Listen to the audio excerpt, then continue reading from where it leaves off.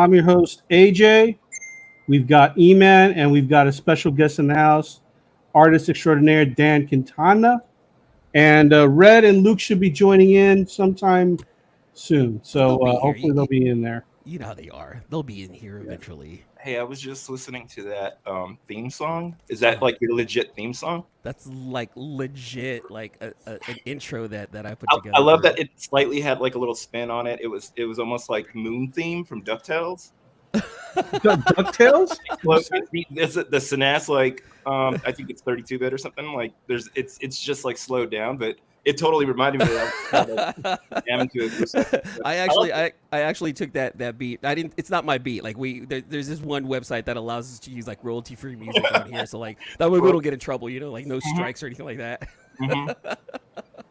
Nice. Yeah. So Are you I doing consider good, that man? a How about compliment. yourself? I'm good. I'm just out here once again.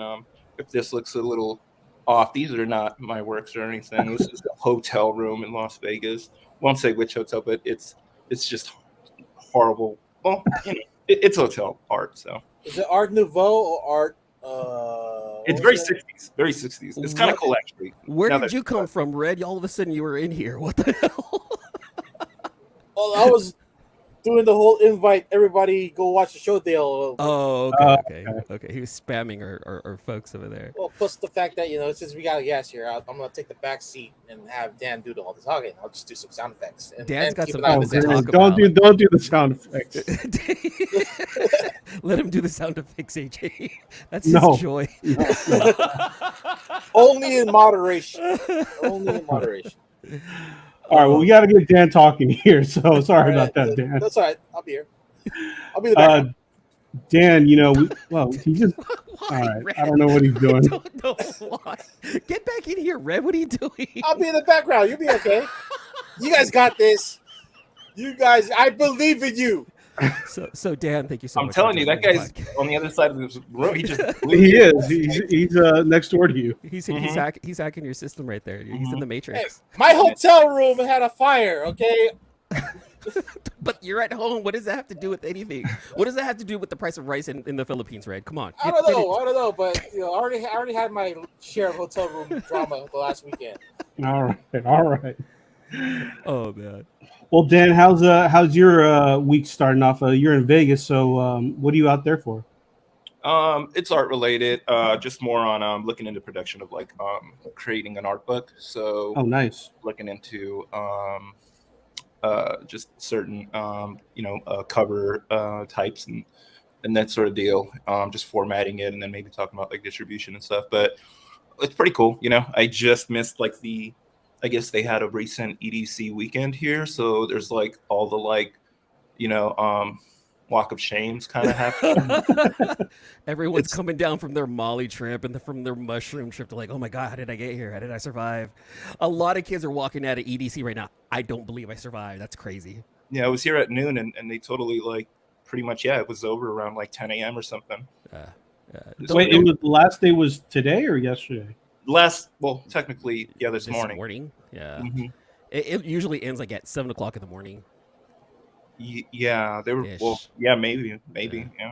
It's insane. Honestly, I'm not gonna lie. I'm 44. I still want to go to EDC, but I also understand that it's so commercialized, and I know I just look at it and just in scope and be like, I can't handle this. You'll This be is there, just too yeah, much. man. You'll be there like the first Don't hour. do it, man. Don't do it. I'd be like, oh my God, are you okay? Huh? What? Oh shit, you're mollied out. No, I'm good. No, it's okay. Enjoy life, sweetheart. You're good. Just don't die, please. Well, Dan. I was reading James Crozier's thing here. David has been a huge hookup for Sig, so sorry about that. I was reading the comment. Oh, I'm sorry. People can Dan. comment on this. Yeah, People can yeah. comment. Is that like a question or something there? No, it came out here. Say hello to Dan Quintana, and the next comment was, David has been a huge hookup for Sigs, and I just was reading it out loud while I was trying to say your name. He crossed the streams. He crossed the streams. Yeah. That's what happened. He crossed the stream. Yeah. So this thing that we use right here, Dan, is called StreamYard, and yeah, we get live people on. We can do like live video calls, and then like people can jump in the chat and start talking to us in the chat, and they can ask questions. And when they ask a question, boom, we can bring it in. It's pretty dope. It's a cool little thing to know. It's also connected to our Facebook and YouTube. So yeah, we're streaming this on Facebook and YouTube, to our Facebook, to our hundreds and hundreds of fans that we have out there. Don't be saying that to our guests. What? Okay, back to the green room I go. Full transparency here. What the hell, Red? So Dan, can you give us a little backstory on how you got into basically going from the art that you were doing prior and then transitioning to doing comic book covers? The art that I was creating prior would just primarily be oil paintings, but I was working on a ton of digital stuff as well when it came to film posters and that sort of thing. When it came down to commercial work, a lot of music related stuff as well. Some maybe a couple of like DJ covers and people that have probably spent last night over at EDC and stuff. But from there, I've always loved comics, so that was my primary goal, was to just basically become more of a comic artist, believe it or not. So something about the oil I started feeling a bit more at a younger age, probably somewhere around like 18, 19. Okay. That's when I started painting, like legit painting the oil. So I just kept getting much more into that, did a lot more research onto that, and just fell in love with it. But comics was always on the back burner, kind of sitting there in my mind, just being like, one day I'll come around, See, do it. So the transition really would have been more off of a lot of actual comic creators and stuff were following the work before I even did any of the covers. So I've only worked on covers and not interiors. And my first cover right off the bat was the Batman, which was the Detectives. I believe, I don't know the number, but just the one with Batman silhouette alone. I've always loved the character, and to apply it in oil painting was really cool. So, it was supposed to be a one thing and then move away. And then it was like, no, let's get more. So then it was like another oil piece. And then I was like, okay, I'll do it. I'll do one more, And then I was like thinking about it, and I was just like, you know what? There's a lot of cool characters I'd like to take on just outside of DC as well, I mean, who wouldn't want to just do some really cool Marvel stuff growing up to like X-Men cartoons and stuff like that? You're just like, yeah, how cool would kind of oil. But recently it's been a lot more on graphite and digital, just because oil is so time consuming and the covers are rapid. So I just created a cover between the last 12 hours up until now, which is, I don't know. I don't know. It's a cover. You know what I mean? Like, it's kind of it's someone's comic book. It goes on the front. I don't know whose it is. No. What I mean is that like the time frame for that amount, to do one of these covers, I don't know how other comic book artists work and stuff. I'm not sure if that's a short time frame, like about 12 hours or so, to come out with one of those covers. But a lot of the Something Is Killing the Children were done like in a day or two. So they're very rapid like that. There's no way I could replicate that in oil as I did with the Batman. See, you're talking Something Is Killing the Children. I got one of them right here, one of yours. Matter of fact, I got two of yours. I got the metal cover. This is but those are We Lives though. Step. You're right. I wow, looked at the wrong one. Big mistake by that guy. Look there. There's something. I'm sorry, Dan. We're not on our A game today. I've been up for like 24 hours myself. I just had dinner. There's a whole lot of salad going through. Oh yeah. But yeah, look, this is the Something Is Killing the Children, because your Erica Slaughter is on point. Like, she looks dope in this, for real. I love creating that character. It's totally in line with like something that I sort of pulled from in some way. I sort of see like this like Buffy thing going. Like in my head, she's just a very Slayer in a way. Mm-hmm. So yeah, definitely. So with that in mind, I sort of take that and apply it to something that I would love to see on screen, actually. So a character like that, the way she's looking in her gear and her whole setup would be really cool if it was applied to in film. It's going to be on film. I I believe think. it's like a Netflix series, right? Yeah. I it's think supposed to that's be a Netflix series. Yeah, the like I've heard announcement. something about a lot of boom properties being picked up. Yeah, supposedly, We Live has been Okay, announced. now we can bring it out. I can bring it out. Yeah. There, we live. He said we live. See, now you're talking about that Batman on one of the detectives. Can I share the screen here, AJ, right quick? Go ahead. So I found it, and of course you got to go through eBay, and that's the best way for me to find something like this. But on eBay, let me see if I can bring this in. There we go. So on eBay, I found out that he's got a Detective Comics number 1004. That's a Dan Quintana variant. Got a 1006, and then you also have a Deceased number 1, and Deceased is a huge series too. I totally forgot I did that. I wish I had spent just a little more time on Harley. It was kind of like a very quick deal, and half of it was done, and like I spent much more on the Joker, and it was like halfway in oil, and the time frame was just like this was like my sort of test and transition on how to speed things up, and so the deadline was coming up like immediately. So I was like, oh God, like I don't really want the Harley to head out that way, but the composition, it was something really nice in that way. It was like a little sort of romanticism going on there. Your turnaround time is pretty amazing, especially if you got to work with oil. And everybody else is working with digital media or regular media. It's just Well, I do that now. I completely do digital graphite. I don't do any covers in oil really, so it's just too time consuming. I'd love to have just made every cover in oil, but way too time consuming. And then there's some cool like areas that of certain characters that you'd want to maybe apply graphics to it, like some sort of like lens flaring and stuff like that you can't really, I mean, you can pull it off in oil, but it looks much better when it's a more colorful cover in that sense. Right. I love it because you're talking like technique for like oil painting and like your gallery stuff, and then applying it to like the comic book world. Because I know a lot of the normal comic book readers, they just look at the cover and like, oh my God, that's pretty. Like some of the diehard like artists are gonna want to hear stuff like this right here, Dan. So like, unable to transition graphite for a comic book, like all of this is just wonderful stuff. Like, can you give us like a little bit more tips and differences between creating a comic book cover as compared to like what you normally do for your gallery stuff, like other than what you just mentioned?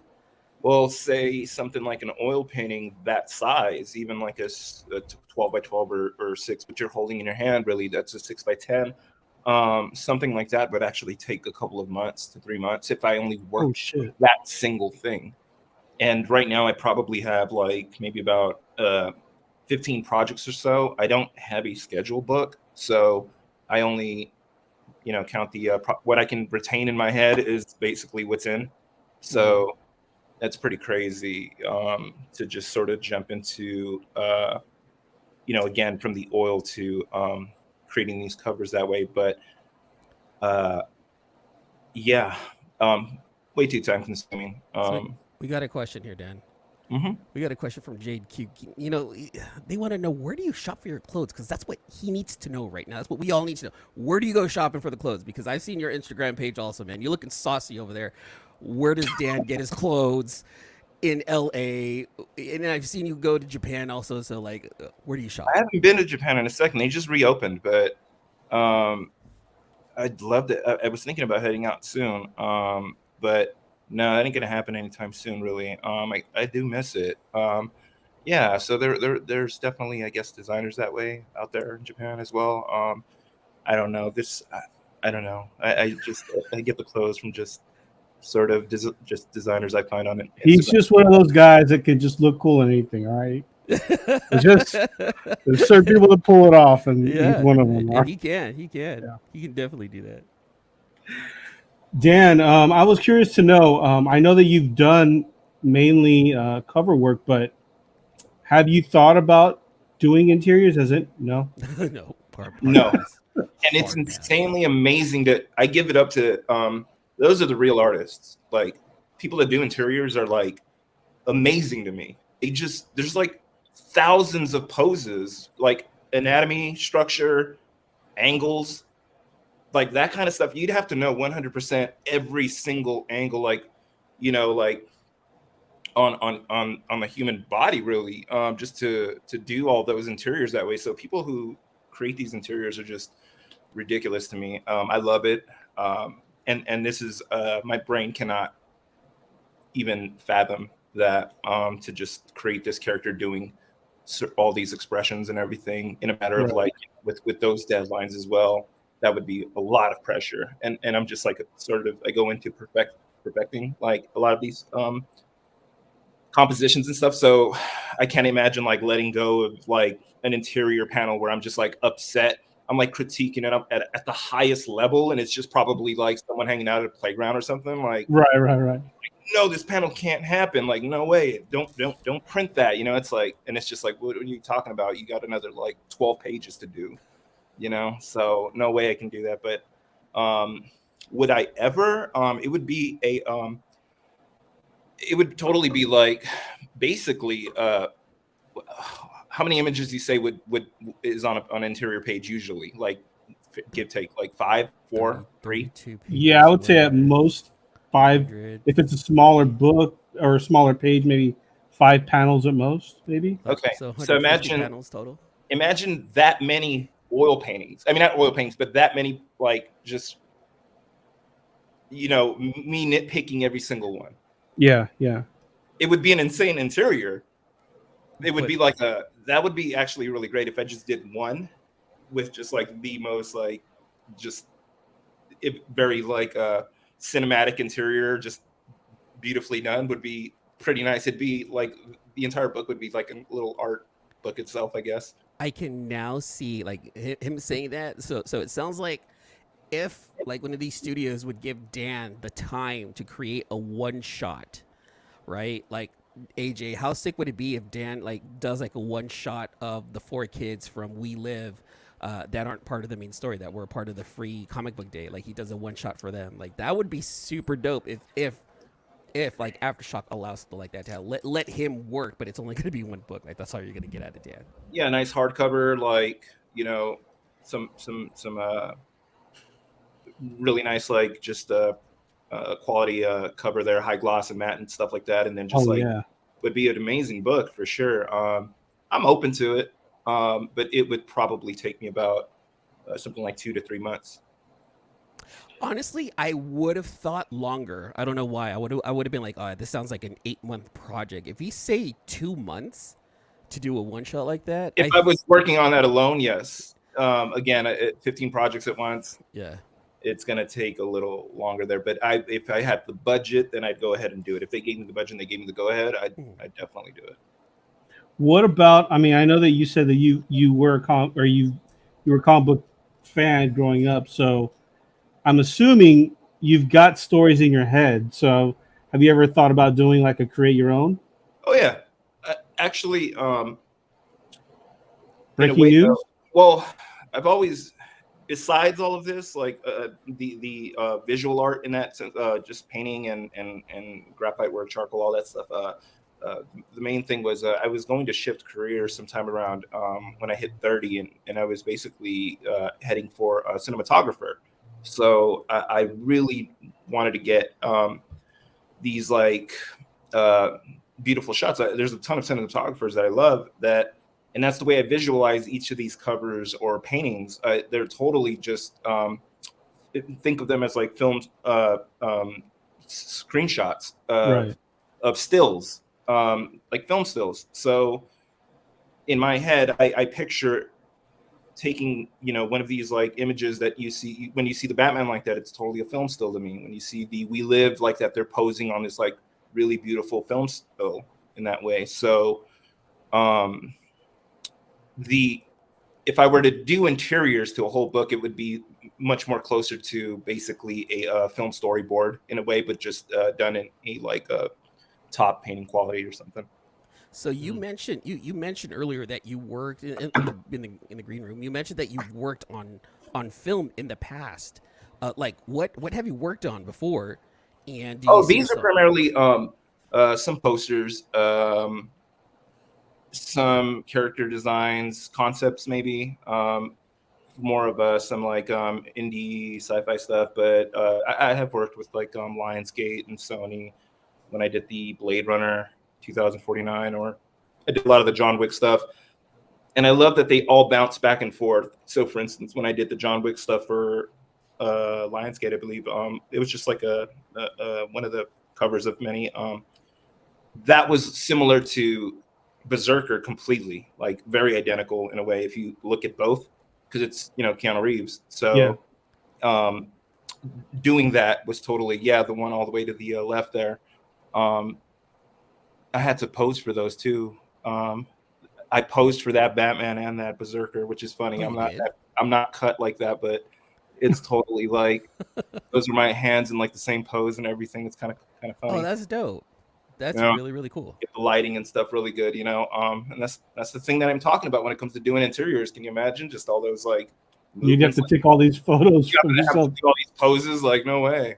No, there's people in the industry that are making a really solid living just doing covers though. So I mean it's not out of the question and they can't draw hands nor feet. Look, Red. We have people that know people. Stop it! Don't do that. And can Rob still never draw feet? No, he can't. I'm not trying to say nothing. Hey, you know what though, Dan? I'll say it. I mean, I don't know. I don't care. He's the guest. He's allowed to say. Dan, but Rob, you would think, like, Rob calls out everybody. But industry. It's like totally a thing where it's just like, it's a gag and it's a thing that's been going around forever. But like you would think that all these years throughout, you'd be like finally just being like, I'm gonna show them, and then just draw like a cover full of feet. Like it's a clothes iron every time. Yeah, it's just a thing with him now. He knows he doesn't draw feet, and he'll draw a bunch of pouches. I mean, that's his thing. Yeah, even created a character called the Pouch. Yeah, oh God, that was so it's all pouches, right? Yeah, I don't think that was an actual character, but he did draw that. I love this character. When I actually liked his work, like I loved, for instance, the character. I think it's Badrock or Bradrock. I'm not sure. Oh, Bedrock. Bedrock, right? Yeah. Well, it was initially Bedrock. Then they sued because they were taking the Flintstones, so they had to change it to Badrock. Okay. I love that character. That's Rob, right? That's like totally Youngblood. The mech, like shoulder blade things going on, and the huge Hulk type deal thing going, and that kind of like, and I think of those massive pouches on him as well, or I don't know if it was an alien or a person before, or I don't know the character that well, but I've always loved that character for sure. Kind of got a Turtles thing going on. Did you notice that? Oh yeah. I can see that. I totally pulled up like the wiki for Badrock right now, and I can see the Turtles thing coming up. Yeah. What I'm just curious to know, because your art is very distinct, and it's not like any other like comic art out there, because you could totally tell it's got this gallery feel to it. Yeah. But what type of what artist have you been inspired by? And it doesn't need to be comic book artists, but what just artists in general? Artists in general. I mean, that applies to sculptors and filmmakers and musicians and stuff. So if you're talking about painters and and visual arts in that way, a lot of the old masters, of course. I won't get into that. There's just tons of like old master Dutch painters and stuff, Swiss painters and stuff that I loved forever. But when it came down to line work, when it came down to comics, it was, I believe, like just about really the ones that stand out to me would be like two solid artists. There's an old book. Well, not that. It's like 90s book. I think it's Image. It is Image. It's called Trencher. And it's that line work. The artist, I believe, is the creator of Lobo. And Trencher Image like covers that line work. As a kid, was like I was mimicking that like constantly, because it's just this beautiful like negative space here and there, and it's just very 2D flat. The expression on it, it's interesting. It's nothing like anything else out there. So Keith Giffen is the name. Keith Giffen. There we go. gonna show. Like, let me see if I can bring it up. Yeah, pull out any trencher cover, and those were like that line work was just like super interesting and beautiful for me. Yeah, yeah. As a kid, like that's just amazing to me. Shit, I would even have like a jacket with that on. It looks similar to what's it, Jim Mahfood. I don't know if I'm saying his name correctly. That's great. That's some crazy art in that one right I there. love all that. over the place. I love that. I would put that on the back of a jacket. It's like a beautiful mess, is what it looks like. It's just it looks insane. And he's got that like it had that Lobo like attitude to it too. Yeah, I could see that. Yeah, really fucking cool. Like everything about it was just really cool. So you had that as far as like the line work goes, and then the other artist would be Stephen Hughes that had passed away. I think like during like his run with Lady Death. I know that he wasn't, but you know when he was killing it, like with those first like maybe like 15 covers or so, like Stephen Hughes Lady Death. That's pretty much where I picked up all my female figurative when he did like Purgatory and stuff like that. The Evil Ernie stuff, like that stuff was like his negative space on Lady Death's like hair, where it's just open. Like that line work and composition was something that I also took a lot from. So yeah, those two really. I've picked up a couple of Lady Death drawings, like Stephen Hughes drawings. That I'm glad like now that I'm older, I can afford that and just be like, want that. And then I have not picked up any of the Trencher stuff. I haven't looked into it. I should pick some stuff up. It still looks pretty affordable to get some of that Trencher stuff. Like, Oh, Luke, you have some of your dollar bins in your bins in your garage? So many. All right. Wait, what? You do, Luke? You actually have a bunch of Trencher stuff? Oh yeah. So I see Trencher stuff a lot. So Luke, Dan. Well, I'm talking about like original stuff, the covers. Oh. Like that when I say original like art. stuff on Stephen Hughes, I picked up the original stuff. And then along with like, but this one here, the Trencher ones, they kind of sort of got lost in space like that. I love picking up like artwork like that just really original stuff that those iconic images that stuck in my head forever. Like I picked them up and I just love them. Like the original. It was also the artist that did. It was a run like late '90s with the Age of Apocalypse, and it was like a 5-6 book series, like Age of Apocalypse, like beautiful like pieces. I forget the artist's name, but man, like his Archangel and stuff with the Apocalypse and all that was just done really well. Oh, this is crazy here. This is that Trencher stuff that you're talking about. Let me bring this one up right here. This looks really, really crazy here. Where is it? Hey Dan, did you go to any sort of formal schooling, or is this all kind of like just practice on your like? How did you learn your art, pretty much? No formal schooling. I did pick up notes online and just from I studied really, really hard on the just notes of like dead artists and stuff like that. And then just took practice and just kept going and going and going up until last night, and it's been years and years of this, and it's not really I still don't feel that I've perfected it at all. There's still a ton to do, and there's still a ton to go with.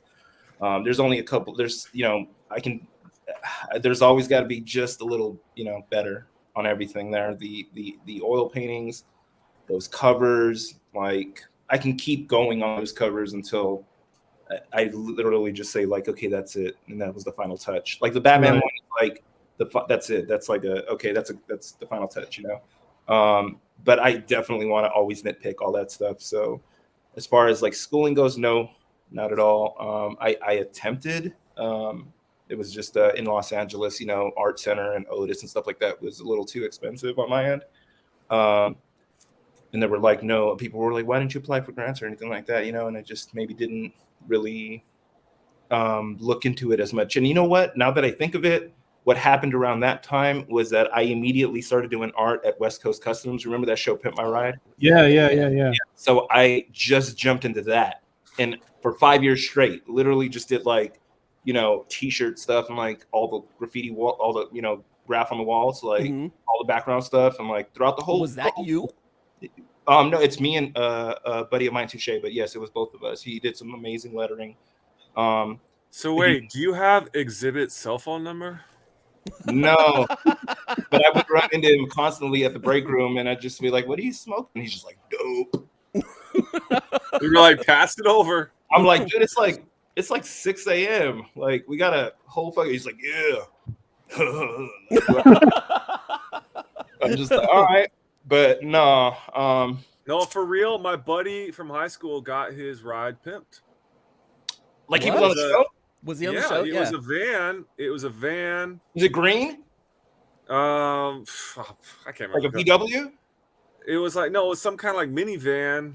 Like, was it the one that was cut in half and it was like put together? I don't know. It was purple. I know which one you're probably talking about. Yeah, those things, they all like probably fell apart. They were like just done so half-assed with the show. That's what he was saying. No, he sold it though. He made some money. He got it from a scrapyard, and he said he tricked Pimp My Ride. Oh, he just got it from the scrapyard. It was just like he got it from a scrapyard and made a whole backstory, and got everybody in on it, saying how he was homeless and all this stuff, and oh man, actually tricked Pimp My Ride. Tricked Exhibit. I like that finesse. That's a crazy finesse, man. It's been 20 years now. They can't go and chase him anymore, and you don't know his name. You don't know. Statute of limitations is way past. Oh my god. Statute of Liberty. Yeah. The Statute of Liberty is over.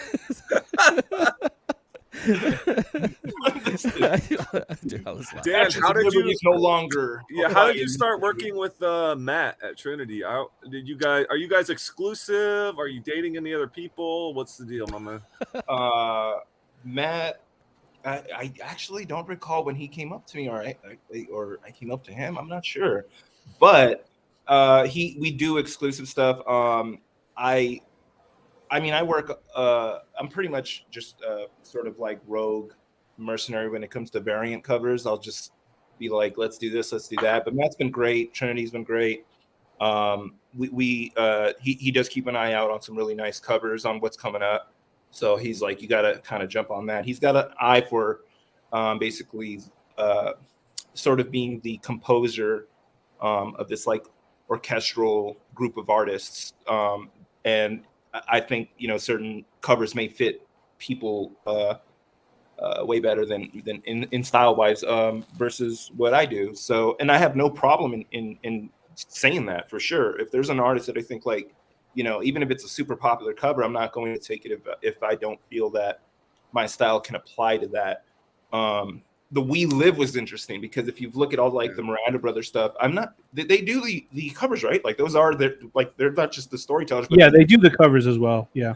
Yeah. So that style's very like, bright, very superhero-y. Yeah. Very lively, cartoonish, just very bright and almost pastel tones and stuff. Mm-hmm. And that kind of thing was interesting to me to just sort of have my spin on it.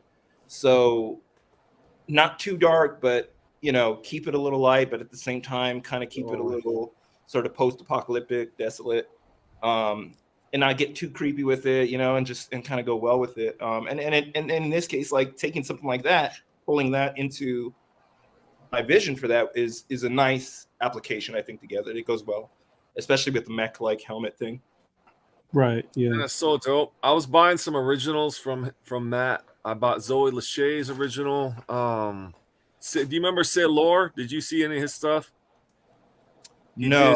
Oh fuck, man! What did he do? He did something for Matt. He did this thing. Okay. That's cool. I bought that cover from him. I'm trying to buy some covers from you, my man, but they don't come up very often. What are you doing with those? Are they digital? Or what are you doing? No, they're graphite outlines. So for instance, the Berserker did sell. That's in graphite.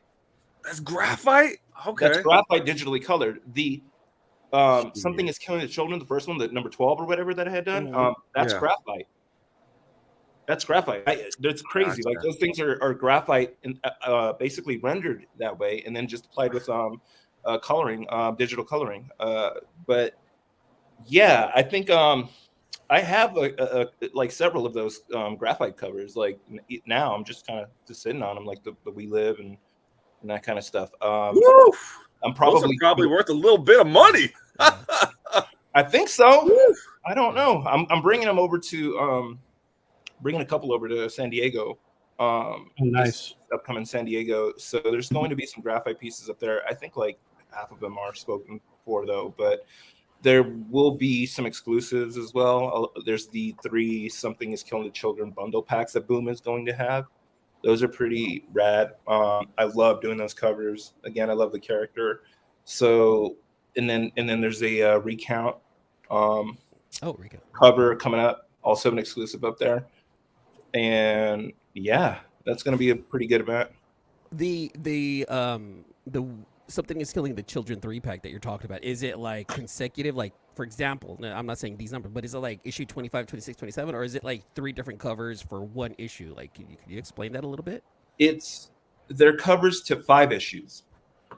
So the bundle pack has like full blown just version like covers, 3 times 3, and they're packed up with 5 other covers done by I forget his name, but it sounds like David Mack stuff. Yeah, there we go. That's got the 5 within those bundle packs, and then it's the like 15 books or so, 15 issues or something like that.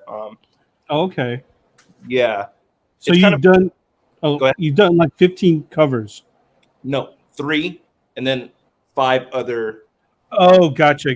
Other artists. 3, yeah, but those are the 3 covers that are coming out for the bundle packs. Like I have the 3 Slaughter covers for that. By the looks of it, the first one, like, I mean, I had asked them. I was like, I loved it because it was a friend of mine that I drew on that cover, and I personally just wanted that. And so, yeah, Boom's like, no, that's it. Like we only had a certain amount, and they're out. So it seems like the first of the 3 might be like it's just the large face of Erica Slaughter. Like that might be the one that is probably should be on the lookout for sure. Because if you see it, I'm probably getting it.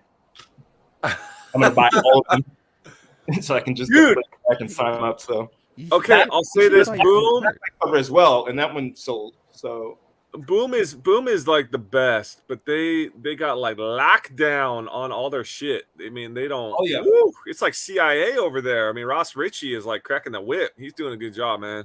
Yeah. That Boom that was direct. Those 3 bundles. That's not a Trinity thing or anybody's thing. That was direct. They were like, we want you to do these covers, and I was just like, all right, let's do it. Let's kill it. Can you do it? I heard you like really fast. I was like, no problem. Oh, and shit, you know what? Rob Liefeld talking about ironing feet. He was talking shit about Boom on Facebook, and then him and Ross Ritchie were. Wait, when was this? Ross jumped in the combo. Yeah, he did. He jumped in the combo, and I jumped in the combo, and I was like, Rob, why do you like? What's up, man? Like, Ross is cool as fuck, man. He does a good job. He's just running a business, like. And Rob's like, oh, they're pump and dumping, and yeah, they had Berserker, but it was fucking. It was the number 1, but they were taking takebacks, and it's all fucking fake. What I want to know is how many White Claws you've had tonight, because you've said fuck 5 times and you haven't said that word that many 0 times. White Claws. I'm on 0. This is Portland Sunshine and some unicorn piss. When did Rob get on this rant? Last week. This is a few days ago. Oh damn! When you're both like high prolific in that way, it doesn't make any sense to me. It's just like pointless bickering because it really is. It's just boredom, really. They're just like, man, we just got on there and Rob just decided one night he could have been doing anything else. He's just like, fuck this, and just did this, and then of course, and then for someone like Ross to jump in on it would have been, that's just crazy to me, but. Well, Ross is all political though. He's just like, bored. I don't know if you ever talked to him, but we had him on the show probably last year. Yeah, he is the best. Ross is like, but he's a Texan. He's type A. He's alpha. He's not gonna take shit from anybody. You know what I mean? Yeah. Ross is funny as shit though too. Fuck it, I'm gonna start some shit then. I'm gonna just do it because it's boredom. It's like I'm just gonna be in there and be like, fucking Ross, this and that. And I'll be like, he's just gonna come in there and he's just gonna catch my attention. I'll be like, I was just playing. Red's gonna be all up in that, dude. Like Red is definitely like our shit starter on this. And he'll definitely jump in. He'll dig up some stuff. He's like, yeah, so fuck you and your Cheetos that you ate on your bathroom stall that one time. Like, wait, how'd you know about that? Why am I being interjected in this conversation? Because you're the resident shit starter. That's why you would totally fit in. With I know I cross the line most of the time, but I'm not gonna cross the line with those guys. I'm a C-list. they're A-list. I'm not gonna fight that. What has that ever stopped you, Red? True. Never stopped you. True, but we are trying to put an image out there that that people do want to talk to us. Remember, we're cultivators of the comic culture. Ah, that's right. I was busy cultivating all weekend. You gotta get me some of that. Give me some of that cultivation, man. I want that. We will. We got It's growing you, in bro. Luke's backyard right now. We got you. Hey Dan, so you're gonna be in San Diego then, right? Yes. Awesome, man. I'll be out there, so I'll be sure to stop by and say what's up, man. Yeah, I'll be there all days. I usually have this would probably be my 5th or 6th year. That's actually where the Batman, believe it or not, this is what's crazy. Like, I have work sitting there that just like is available at some points for like, nothing, because it's not really anything yet. When I had that Batman, I had the oil painting for that cover originally at the table, sitting there, and it was like for sale, and it wasn't even that crazy, and it wasn't even a cover yet. And then it was like Eddie, I believe that's like Jim Lee's assistant, came right on over and was just like, hey man, like Jim loves that Batman right there. He'd like to buy it, And then I was like, well, give me, send him, does he have time? Have him come over and we'll just, wrap it up a little bit and stuff. And then he took off. It was like way too long. And then someone else came that was like an old collector buddy of mine. And he was just totally like, what's that? And he was just like, whatever they're getting it for, like, I'm getting it right now. And I was just like, well, I don't know if Jim's going to come through or not. And he's like, what? No, just, there was that going on. And it just, ended up selling. And then it became a cover. So, in San Diego, once again, you can open up a book and there's just graphite pieces of these covers and stuff. And it's just sort of, kind of, it's like digging into crates. So wait, hold on. So DC bought that from you and then turned it into a cover? Is that His what buddy happened? got it. Yeah. Oh, shit. Yeah. So Jim Lee originally wanted that painting. That is dope, though. I mean, how cool. That's how I started all this comic stuff. All right, Yeah, hold on, how- Dan. I'm gonna Then guess. I went to his office the same week over in Burbank. Like, have you ever been to the the DC Warner Brother office? Like, No. We're not No, that you're cool, talking bro. to the C-listers, We're Dan. the C-listers, they're not A-listers, bro. it's awesome. Dan, There's hold on. there's a little Wait. elevator. It's awesome because there's like an elevator with no floor. You get into the elevator. There's a no floor button. So you go ahead and hit that, and then it opens up, and it's like the back cave. I got a story to tell you about the DC office, actually. He was like, I enter in there. Yeah, I know. No, I didn't, but I have a good friend that went, Okay. and he was with an NBA player. They were starting a children's book of some sort, and That makes sense. yeah, they went to the DC office, and they pretty much they put him in a room where they can pretty much get any collectible they wanted, as much as they wanted. Yeah. And my buddy did not feel comfortable doing it, so he took nothing. And I'm like, "Are you kidding me, man?" Well, No, you're you totally wouldn't. gonna nerd out when you're hanging out with all that cool stuff. So we Okay. literally know people who know people. Like, that's a fact right now. Like, we know people who know people. We're at the same level now. Now we've gone from C-list to A-list because like we're on Dan's level now because We're on like know people. 6 degrees of separation. Yeah, type exactly. of thing. That's Math doesn't work that way, guys. We're talking to a really A-list guy here. We're still C-list down here, all right? Nah, man, We're not A-list by association. I don't. You know what? It's crazy. I definitely don't think of myself in this way. I don't know what's going on, to be honest, with like the comic trading when it comes to stuff. Like, I had no idea like the Berserker was that high at one point. Like, it's probably the one that's the most. Do you have the black and white version of it? Okay, so story about that right there. I went ahead and tried to get the black and white version, but it had already sold out. And then we all, like, 45 minutes after that happened, we get the email from Trinity like, look, we figured out there was a shitload of bots. We're gonna cancel all the bot orders. Everyone log in at 12:30 to try to get, try to score. And I tried to log in. I literally logged into Trinity, tried to get, because I did have the I ordered the Berserker, and they're like, yep, no, sold out, like legit sold out. So everyone was like on their site, like, hold on, is it legit? Like, did everyone buy it? And Trinity is like, hold on, let's verify. And then they're like, yeah, no, everything's sold out, guys. Sorry. Like, fuck. Yeah. I was trying to get that black and white one for sure. Yeah, Matt is a he's not lying about that stuff. Like, he for sure like really tries to accommodate. That's his, like, I like that he's like passionate about, like, trying to accommodate everyone, which is crazy, because customer service is nuts. It gets to the point like where you're just like, you begin not to really, you just hate people, because it's like there's like just nitpicking everything when it comes to just dealing with thousands of customers like that. So to try to accommodate everyone like that, I can't imagine, so he does a really well job when it comes to that. So I'm pretty sure if it sold out to people, like individuals and not bots like that, or he probably wouldn't have allowed also like where someone's picking up like 2 or 3 of those black and whites. It's like 1 per person type of thing. It was 2. It was a 1 per. I bought 2 just to try to score, 2 black and whites. And sorry, homie. Yeah, those were cool, but it's cool though. Yeah. It's still cool for me. It's cool because I really do enjoy it that much that I'm happy that I still have the 2. Like this cover. This honestly, Dan, this is the first time I ever saw any of your work was on this, and I was like, holy shit! Like, this cover, in my opinion, and this isn't me to be like, Dan Quintana's on our show. It's not that. I personally like this. Shit, I shouldn't say it because John Boy's the friend of the show too. I like this cover more than the John Boy 1 in 1000 cover. I'm not gonna lie. I don't know. No, I don't know what that looks like. I only know that the only one that I liked was Raphael's cover, the first one. Oh yeah, that was the an original cover. one. Yeah. Yeah, I like that. It doesn't have to be technically like detailed. It's just the composition on it is striking.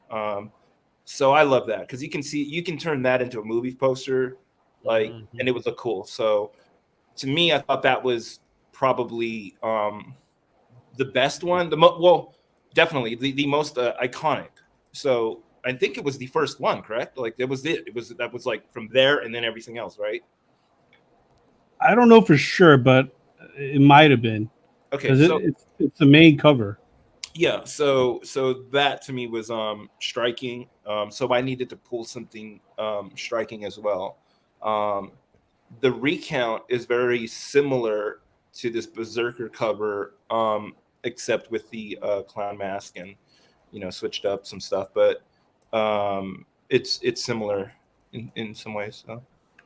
Hey Dan, I was curious to know. I know that you had talked about earlier in your career you were working at West Coast Custom. So is that pretty much your start of your art career? No, but I was put on commercial game for sure, on being able to sit in a room and just begin to talk to people from large companies and stuff to approaching you. But as a kid, it's crazy, because at the time it was like sitting in these rooms and stuff and not really moving or thinking in a way where you don't know what you're really signing or pulling contracts in that way and stuff. And I'm pretty sure there was a ton made, and I'm just like, you know what, as a kid, just give me that car over there, Yeah. And why wouldn't you want to have that, And then it was like a 68 Cadillac, like black, like with cobwebs on it, like slammed, like with 10-inch windows. Like, it's crazy. It was like a coffin. And it was like, why not? I wouldn't want that thing now. It's something you'd want as a 20-year-old or something, Yeah. So the start of the art career, no. I was drawing pre that, and actually I had a first gallery show right at the time I was doing West Coast Custom. I had the first gallery show at Copro Gallery over in Santa Monica, which was a really great show. it was like my first time as like, you know, in gallery, like everything sold out, and I was amazed. Oh, wow. So I was like, wait a minute, I might have to do that instead of this West Coast stuff, you know, but Right. that's what ended up happening. So that took off. And so the gallery work just kept growing from there. And it's very similar back again. We circle back again to the comic stuff, and you know, you do the Batman cover and it's just like, I'm gonna just test it out, try it out, it's gonna be fun. Then that takes off and it's its thing. So at the same time, I don't want to also overkill. I don't want to like oversaturate when it comes to comic work. So I'll always like, you know, pick at which cover I'd like to do. For instance, it was like a Ronin cover that I had coming out, but I don't know, that sort of like fell apart or something. And I was like, that'd be kind of cool. I'm a like huge, like, you know, Eastman fan and stuff like That that. would have been so sick if you were able to do one of the last Ronin covers for sure. So Yeah, is there an that would've been unpublished work then for that? Yeah. And then there is. And then there was the like I recently was going to do The Closet by Tinian. That was going to be pretty cool. I had this sort of ET closet thing going on, you know, with all the stuffed animals. Oh shit. When it was like ET in the center like that, it was pretty rad. Yeah. I was like, this is going to be a really awesome cover with like the lighting being like the little moon and stars and stuff. It looked really pretty wicked. So, but again, that instead I took like Recount, I think. So, yeah, there's some go ahead. There's like some stuff ahead. Hopefully I can do, like, we're in the talks of doing like some, you know, some, maybe some really cool Spider-Man stuff and some X-Men stuff. So Nice. yeah, I'll come back and like really, you know, obviously like really high up there and just be like, okay, that's X-Men cover. You know what I mean? Like, who would want to really do that? But I wouldn't want to really do any more after, you know, I wouldn't want to overkill it. It's one-on-one, really just my take on one-on-one here, you know? Mm-hmm. I love it because he's just like he's just spilling everything. He's just telling us like what he can't do, what's not happening, what is happening, what could have happened. Complete opposite of NDA face on this show. Like we've had artists and we asked we here, what's that? Got a question here. Who are some of the current artists that you would love to do a cover with in a collaborative effort? Well, my friend Zoe, she's a friend of mine, like before the comic stuff. You know, we were doing gallery work. She's been a gallery artist for some time, so that's how we've known each other. I've known in that way through the gallery work and stuff, like over 10 years. So it would have been kind of cool to actually do a cover with her. Zoe Is that Zoe or Zoe? I just go Zoe. You can call her Zoe. I don't know. I don't know if or Zoe's the last name, right? No, her first name, Zoe. Oh, okay. Because there's an artist that I've been following, and her name is I think it's a guy actually, Zoo or Zoe. So I don't know if that's the same person. Oh yeah. I'm aware of her work. Yeah. Yeah, she's bad too. I love her. She's Zoo awesome. Orzo and Zoe Lachey. Yeah. Is it Zoe Lachey that you're talking about? I believe so. Yeah. Yeah, her stuff. I bought her No Heroin #1 cover. Yeah. So I think, like, that's so sick. I would transition more into her style on my end if we did a collab piece, because it would clash too much if I ended up doing something like the Batman, for instance, and then Zoe's like character right over it. You know what I mean? Like that would just clash. Like, because her lines are like almost like tattoo art. You know? Yeah. So I would sort of spin that route when it comes to that. So I wouldn't want to do collaborative work when it looks just off and wonky. So, dude, her work is your work and her work are very, very similar. But it can work. But that's the thing that I like to do. It's like a challenge, you know. So on my end, it's like, I'll make it work and it'll look awesome. So. Damn. And we got another question from James Crozier. Mm-hmm. If you had a genie wish to do one title of your choosing, which title would it be? You know, I hate to say it because the circle needs to be complete, but a Spawn cover. Ooh. Oh, that would be sick. Oh my god, dude! You doing a Spawn cover would be so the King Spawn. Like, I got a friend. what's his name? God damn, he's been doing some badass Batman and King Spawn covers.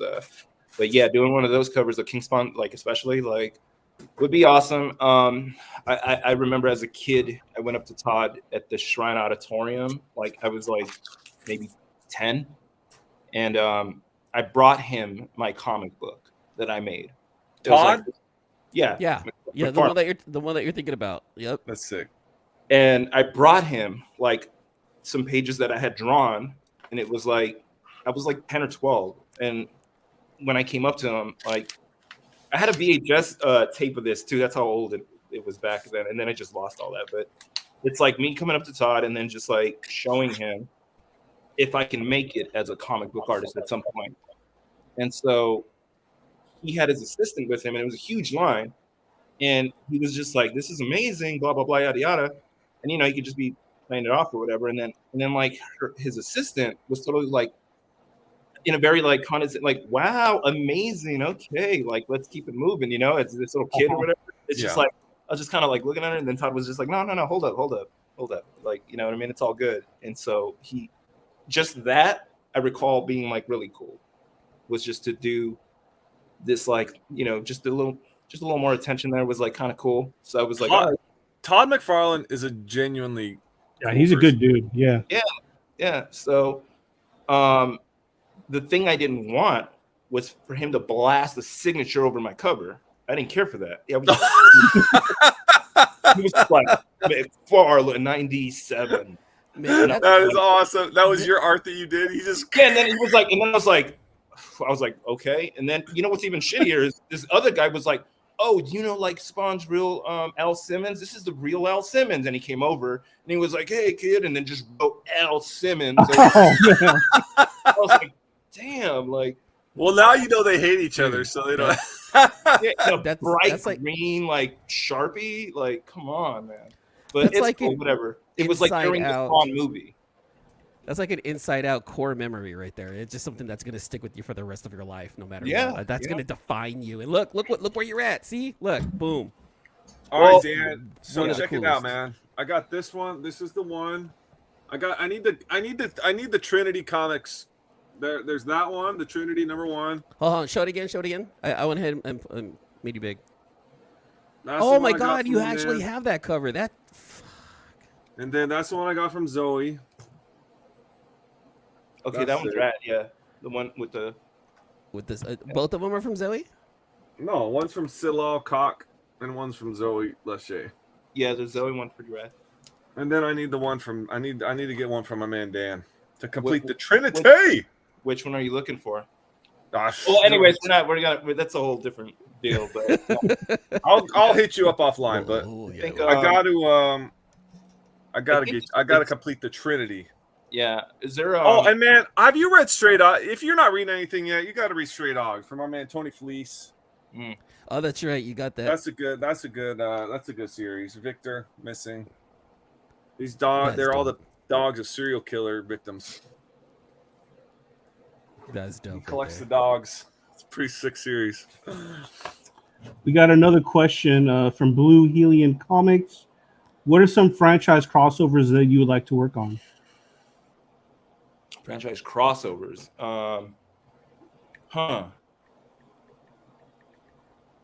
You know, nothing really comes off like right off the mind, right off the bat. It's more like I'd actually like to hear, because I don't get this a lot from what people would recommend, what they would want to see when they see my style. Does something that would be a great take on that would be like, for instance, you can see the King Spawn that in your head. That's already done for. But for instance, you wouldn't really see me doing a We Live. So if there's something else that's outside the box that I'm being put in, like, that's what I would want to do and have my take on. So if there's anything that comes into mind like that, you know, I'd love it if like people just sent out some. I mean, I don't read this comic, but I could see your art doing really good for like a Sandman cover. Oh see, yeah, but see, I've thought of that, but that's back into the that's To what you box. people see you, right? Yeah. yeah, and it would be amazing. It would be an awesome Sandman cover. Like I'd love to do that. Actually, when I was over at DC, that was recommended. Like they were just like, we'd love to see your stuff on like Sandman and stuff like that. When I was walking around the floor there. You mentioned mech earlier, how like you draw, how you like to draw Hototo's helmet from the We Live, like you like that mech style. If we're talking mech, I can totally see you also like stepping up a little outside the box and doing maybe like an Iron Man type cover, since that's pretty mech. That would be awesome. That would be that would be pretty dope. that's actually that's a great idea. It would be like probably a damn good suit. Oh yeah. I'd give it a really nice. Like I kind of know like my mech, so applying something from a little bit of like Robotech and a little bit of this and a little bit of that, and putting it all together, very sleek as well. Something a little cool. I want 0.5% of all sales if you ever, if that ever happens right there. If anything materializes out of that idea, I want 0.5% sales there. Dan, thank you very much. I mean, we could go outside of the box and just be like, you could maybe DC will give you a Superman cover, right? I mean, you can't get any more outside of the box with your type of art, right? Well, I'm doing. Did you ever see like my Wonder Woman like graphites? Like I got some Wonder Woman stuff. I'm working on a Superman graphite right now. Oh, nice.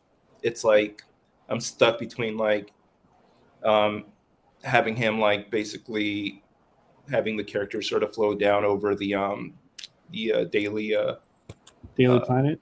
But why do I want to say Daily Bugle? So Spider-Man's. He's gonna do the Daily Planet thing, but like a more destructive Daily Planet top, and just him like really silhouetted and coming down, sort of like the Batman. You know what? I just thought of something here right here. So IDW is now working on like its final Transformer line. So like they have this new series out called The Last Bot, which is it's okay as far as story goes, because it's basically like the end of Rodimus Prime's story, but mech outside your box. What's more mech than Transformers? And then you doing the final issue of The Last Bot in your style, that would be pretty sick. That would be pretty cool, actually. That would be, you doing Rodimus Prime, and like he's like all just kind of beat up and just worn out and just like done with life. That would look crazy, yeah. It would look pretty crazy. It would be like poster-ish when I had done some stuff like Sideshow. Like I see that as like being a poster for sure. It's a trip because in the story he's kind of like in the Wild West. Like the planet that he's on is very similar to like the Wild West, like old wagons and stuff like that. But it's still futuristic in a way, I guess. Yeah. So like him being on that planet, dusty, dirty, just kind of like, I can totally see your style like doing Rodimus Prime just like that. That would be dope right there. Okay. On Transformers, what's the little the Walkman character? Oh, Soundwave. Soundwave is like my favorite character, like for sure. Soundwave, like I think it was the evil one, right? Yeah, the voice on that was just like it was like that 80s like just like synthesizer, beautiful synth. Like I love Soundwave's like sound. It was just so wicked. I gotta show you this. I gotta show this off right here. Hold on. You're so big, dude. That is pretty wicked. This right here. This is John Gallagher. He did this. That is pretty awesome. That's Soundwave, and that's actually signed right there by Frank Welker, the original voice of Soundwave from the 80s cartoon. Yeah, I want to do a Soundwave. It looks so badass, but that one already takes the cake right there. That's really good. This is pretty sick right here. That is pretty awesome. All the negative space on top too. It's very like cinematic and stuff. I love that cover. I need to look at that cover later on. Oh yeah, I'll send you a pic for sure. Yeah. I believe. Is there any other? Do we have like any other people that want to shoot a question or something like that? I like engaging with people out there. I think that was about. I mean, James Crozier's got imagine a Soundwave voiceless. I'm not sure what that means. I don't know what voiceless. Yeah, I don't know what that means either. All right, let's take that out. It's by the music that he plays, probably. Imagine a Soundwave without the voice, maybe. then it wouldn't No, really. no, it really wouldn't, right? Yeah, It doesn't make sense. It would just be no wave. Yeah. Yeah. Yeah. No way. So I want to know this though, Dan. You mentioned earlier that you did some album covers for some DJs. Like I listen to dance music. So like, what DJs have you done covers for? Like I want to go. Cascade. I ended up doing like it was just that, and then a couple other. They're just like these types. But I honestly it was more difficult doing these covers because it's like there's a lot of back and forth. That's the one thing I think that with commercial work is just the back and forth that that is you have to put yourself outside of the artist mentality and understand that this is a thing that you're accommodating to particularly. So if you create beautiful work right off the bat, give them that. The artists really do have to take notice and humble themselves back down on saying like, that's just the way it's going to be. I'm not going to change anything. No. You're going to have to change a lot of things. And so understand this, so these DJs and stuff doing that sort of work, again, there's a lot of back and forth that I'm okay with, but at the same time, it's a lot of pressure when it comes down to doing multiple of these things. And there's a lot like email threads and stuff that just go way too much on the back and forth that my head is just like, you know what, I can just sit here and just make this like beautiful drawing of whatever I like right now. Oh, that's crazy. Yeah, I never would have thought of that. Like that's don't have to worry about this situation that's going down right now. But again, that's a lot of people's full times out there. And they're probably smoking a ton of cigarettes. So we've got another guest in the house, Aaron Bartling. Dan, are you and Aaron friendly? Do you guys know each other? No. He's another great artist that we've actually had the opportunity to interview with. So he's a yeah, friend of he's a legit friend of the show. Like he's a buddy. Like if we ever meet up, it's all beers and shenanigans after that. It's not. There's no formalities. It's gonna be we're gonna be getting fucked up for sure. With the Bartley. That's cool. Well, look at that. He hopes to meet you one day. Hey, look, you guys are both in SoCal, so it's very possible. Cool. For sure. Roll through. Come over when we're out in San Diego. Maybe if you got your own table or something, I'll head out or whatever. Hey Dan. Speaking of like conventions and stuff, do you do any of do you go to like Designer Con and do any of those art like convention things like that? I did it once.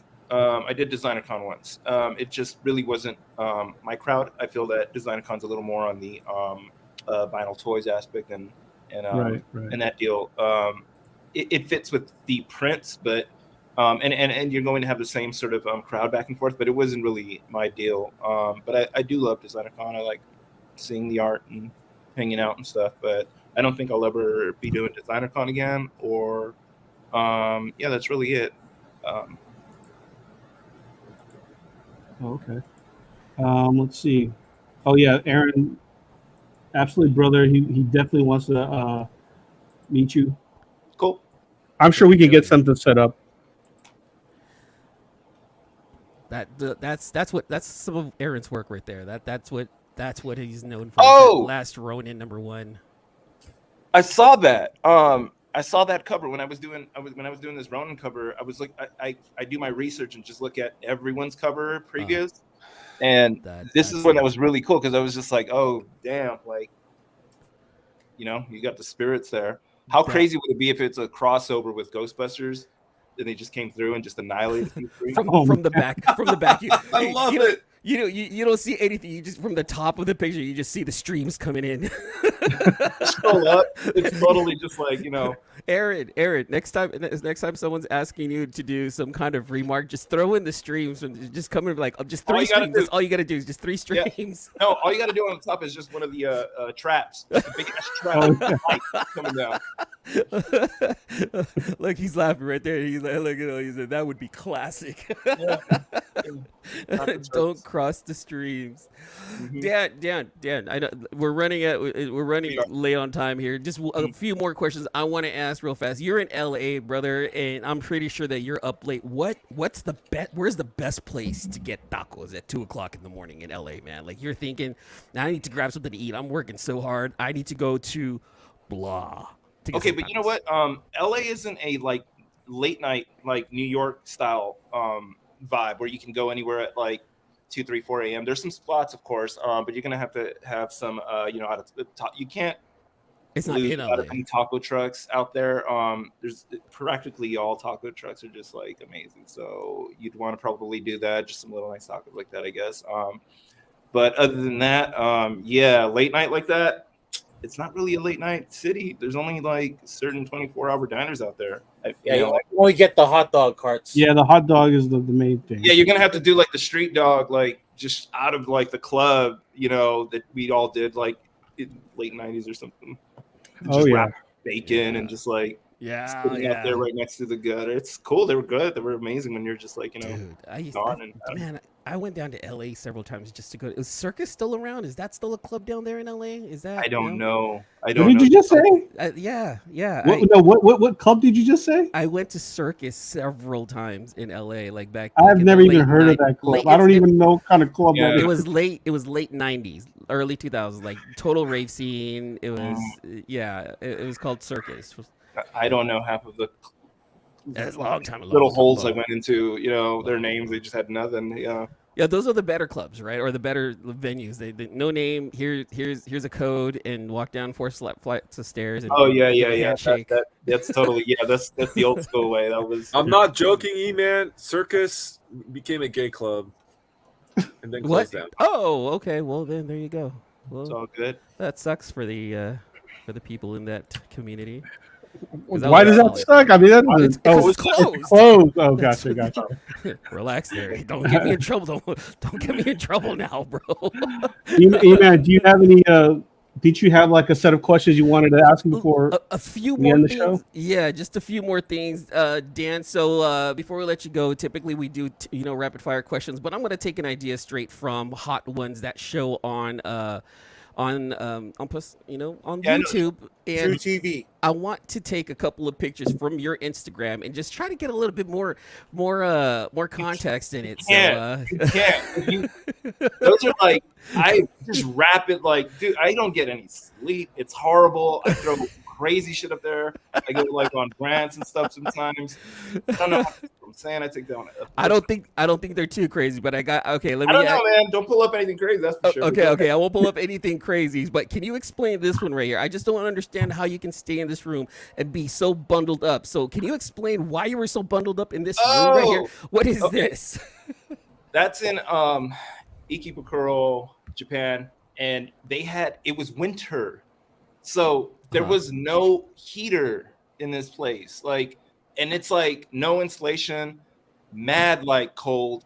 Wood is just freezing, and I remember I had to take like a shower, and it took a while for the heat, like for the hot water to come up. So I had to warm it up, and like I had to get going. So I was just like, man, fuck this. Like I got to get going. So I ended up like I took a lot of sake before I jumped into the shower because it was like that cold. You see your breath in the room. So when it was that, I was just like, all right, I'm gonna do it, but I got to take like mad shots of sake before I jump into ice cold water in the winter in Japan like this. And so yeah, that happened, and I think I just came out like really shaken and frozen. That is madness. Okay, 2 more pictures. This one right here. So we were talking about earlier, how like painting on something small, like it could take this and that. I want to know, how long does it typically take to finish a piece like this? Wow. Okay, so that was when I was full-time committed into oil painting. So that's probably my largest painting up to date. I'm working on maybe about 3 others right now that are close to this size. But something like this took me about 2 months, solid working on this piece though. Like on top of that, there's a lot of negative space in there. If it may look like it's bundled up everywhere, but like for instance in the shoulders and the bedding and the cloth and stuff. So that flew by really quick. Some of the background and stuff like that. Damn. I had all That's so those sick. bottles that are sitting there too. Like I remember this, and then Bro, does like a crypto bro come in and drop like 100K on that, or what's going on with that thing, man? That thing is insane. Yeah, but that's like way older. That's 2012. So crypto was still around then, but it's not as crazy as it is now. Yeah, but no, that's out and or like a finance bro or something. I mean, that's like $100,000 painting right there. It should be, yeah. It was tossed around like a couple of seconds, like it was bought here and then there, and then it was exhibited in that shot was in New York. It was over at Scope, I believe, and that was the last time it had sold, and then it got shipped out to Denmark. So wow, Damn. That's crazy. It's like in this beautiful restaurant in Denmark now. All right, before we get to that last question, I want to know. That's like a bucket list to go and visit that. That's sick. All right, so which rave was this? Oh wait, is it Amber Heard? Is that Amber Heard? Jesus, it kind of right? Oh shit. The pink hair? That was okay. That was over in damn. That was look at that. I'm pretty sure the night looked like that too. Overalls were pretty badass back then. I wish I can pull out. I wish I can pull overalls now. I actually bought like some badass like black slick ones that like recently, and then I put them on. I was just like, nope. Like, that was over in the city. It was in downtown LA, and it was at probably one of the first EDCs, like for sure. Like it was. Oh, nice. It was that or like Nocturnal Wonderland. That's what it was. It was Nocturnal Wonderland in downtown LA, like at this huge lot. And it was. Yeah, it was kind of fun. I'm young there. I'm like, I'm looking at the Instagram post. I don't know if you know, but Jim Lee liked it. So I don't know. Which one? Which one did the post? That one. Yeah. Jim Lee liked it. Are you big IG stalked by Jim Lee? Holy shit. He's like, damn. He was like, you know what? He tells me that Jim like probably raved a little. Like I can kind of tell he probably hit up some like. Oh some, no, like Jim is crazy, so dude. Like, he posts some eyes wide shut shit on his IG. I'm not kidding. He posts some shit that's like, it's like, and he's in like, he's like, I just flew into London this morning, and now everyone's got like masks on in this like room with flashing strobe lights. You're like, dude, it must be good to be Jim Lee, man. Miss, so that's just a young man having a good time. That's what it is. Yeah. Those that. Going to all these places like really applied to like the design on those flyers. You know how colorful they were with those 3D renderings at the time. That like bad, like it's beautiful now. I think it's cool. It's got an aesthetic and stuff. But like having all those colorful flyers when it was like right at their first like polygons coming out. Did you ever get the Joints mag from in LA? Yeah. I love that magazine. Yeah, that's where that picture came from. From Joints mag? It was in that mag, or it was like in Industry Insider. Man, when my buddies and I used to go out to LA, like getting the Joints mag was like the Bible. Yeah, for sure. There was also like, remember when Vice had little mags, little pamphlet before they became like Vice? Like they had little teeny, like almost like zines. Yeah. They were known for like they were sitting there when you'd go get your tickets, like. For these events, they were just sitting there, all the Vice like little mags, and you'd see the art in the back of these things too, and that's something I would always pick up as well. And that's how before this is like pre-internet shit, like you get introduced to artists like that, and it was a struggle, right? Like you'd have to see, you couldn't really communicate with artists outside of the country as much, and you'd find them through a book or something like that. So that was something you'd get at these places, or like Tower Records and stuff like that. Tower Records. Wow, that's classic. Yeah, that's what I was doing.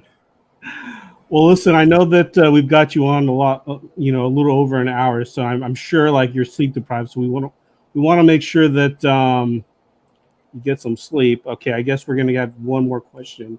Final question. Let's make it real quick here. What's one place that you would like to vacation to that you have never visited? I can't vacation. This is technically supposed to be a vacation. I'm sitting here for like, some time, and it's like I don't know how to vacation. It's work. Like I go out to think about it. You'd have to schedule everything. You'd have to be on time to everything. See what's going on. You'd have to take all your luggage and stuff. Catching those trains or buses within the city and stuff like that is also a hassle. You really don't get to vacation, really. You know what I mean? My vacation would probably be like what's about to happen now is just sit in a comfy bed and like do nothing, no art related stuff, nothing. Like no. Just message Jim Lee. Ask him to take you to London. I think he'd probably do it. I've been to London multiple times. And that thing was like again, like you would think it's like a full blown vacation, but man, getting around the city and stuff like that was totally just like, something I don't know. You just need to post up on a beach in Hawaii, just chill, just do nothing, and just. But is it? Is it really? I don't know. I don't like the sun. You know what I mean? Oh, okay. Yeah, I'm not down with that either. Well, yeah, I'm not gonna sit there just be like, oh man, it's heat. You know what I mean? It's a bad thing too. So I don't know. I wouldn't know what to do. I'd sit there. I'd start drawing on the sand, or just start looking at emails. Like it's hard. I can't really. It just doesn't shut off, does it? It doesn't. Oh man. It can't. I mean, again, I don't know if I had mentioned this earlier, but I've been up for like 24 hours. Like I had work on a cover last night, then flew in here. Damn. It's more art stuff, and then this is something that it's not. I don't want it to be that way. Trust me. Like I rather just rest and stuff, but. I guess I can pull it off at moments because I don't have kids and I'm just sort of nomadic when it comes to art related stuff and just jump from one place to another and just keep doing it that way. And so I've been doing that for so long, about 20 years that it's almost impossible to just stop. It's like, right. It's like, what's her name from Kill Bill? Like, trying to get married and settle down. The Bride. Mm-hmm. And then it's just like you're not, she's a killer bee. Yeah. Well, man, I know you've been up for 24 hours, so we'll let you go. Before we end the show, where can people find you? Are your commission lists open right now? What's going on with all of that? You can find me on Instagram. That's practically it. I'll probably start doing some TikTok stuff. And commissions are not open at all. For a while. I think it's because I'm always picking up those commissions. You're always working, baby. in advance. Like for instance, dude, it's hard to say no to that though, right? Hard. No, it's pretty easy. I'll just say no. No. I get what you're saying here. It's hard to say no to, I think, like some people that just throw crazy numbers at you, and I'm because technically I'm saying no by applying some crazy number because I don't really want to do that. And then it's just crazy when they just say, okay. And then they throw a deposit and I'm just like, oh God, like here goes 4 hours thing, Fuck. And that's what I have to do. Yeah. And then you do that and it's like, I don't know, man. It doesn't feel right. I don't know. I don't know what, if it's the sleep deprivation stuff, I just keep reading up on it. And it's crazy. It's like, apparently you get like, Alzheimer's, there's certain things that come at it at when you get a little older, but I'm already old enough. So this is when you're good. I think you're gonna come into a new art phase. Then that's gonna get some good stuff coming out of there. I was gonna mention that, yeah, because you're so much about the gallery scene, man. Like you're developing a fandom in the comic book scene for sure, because like your stuff is pretty dope, and I've heard a lot of people. That's a crazy really thing too. Thank you. But yeah, taking on 2 careers like that, 3 technically with like some of the film stuff is you'd have to work. You think about it, you'd have to work as 3 separate artists and 3 full-time jobs as an artist. Yeah, it's 3 times artists, so you're doing triple the work, and that's where the no sleep comes in. And it's not recommended. It's not good. I guess I'd like to. I'm just sort of masochist about this shit. Like I just like this lifestyle, and it's not great. So I'm letting you guys know, like any young artist coming up to me, like, I want to do this. It's like, just take on 1, start there, and then see where it goes. And well, you're going to be like David Mack, who has like a house in every country in the guy's like works for like the UNICEF and like and he directs too. So wait, really? Holy shit, dude! This guy's like He's Master of all trades, isn't he? so the that I forgot. There's a book he did with Brian Michael Bendis, and they've started it. Started some, I think, pre-production, but I know that he's going to be directing a few episodes. That's dope. And he's directed a couple music videos too. That's dope, dude. But anyway, sir, thank you for coming on. Hopefully we didn't take too much of your time. We definitely want to have you back, man, and I definitely want to meet you at San Diego. Yeah.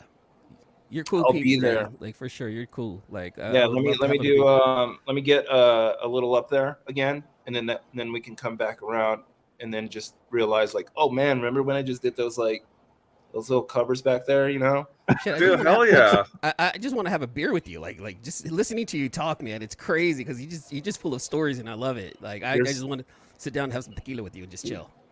Come out to San Diego and then we'll say what's up. Gotcha. All right. Well, All right, thanks guys. for joining. I don't know. I can't see anyone out there like people's comments or anything, but I just want to thank anyone that tuned in and stuff. It's very much appreciated, and for you guys even having me and even taking interest in all this stuff. So thank you. Dude. By the way, this is my first like visual podcast ever. Nice, Oh, nice. what? Damn. We're honored. We are honored. C-list Yeah. villains exclusive right there. Yeah, First. and my second podcast ever, and probably like my fourth interview ever. Damn. Oh, nice. See, look, We feel privileged. We see now we Yeah, we are are A-list. privileged. You see, we just boosted. We just got boosted up. You know. We are. Yeah, man. All right, guys. man. Well, Yeah, thanks for tuning in, and we'll see you guys on the next episode. Peace out. Thanks again for listening to another episode of the C-List Villains Podcast, your cultivators of the comic culture. Make sure you follow us on Facebook and email us at clistvillains@gmail.com. You can also leave us a voicemail or text us at 209-975-7597. Be sure to join Luke Week's Facebook group, Rare Keys and First Appearance Comics. And you can follow us on our 2 Instagram accounts, C-List Villains and C-List Villains Podcast. Lastly, follow the villains on their separate IG accounts, at Luke Weeks, at C-List Villainous Red, at C-List Eman, and I am at AJ the Comic Collector. Thanks for listening, and we'll see you all next episode.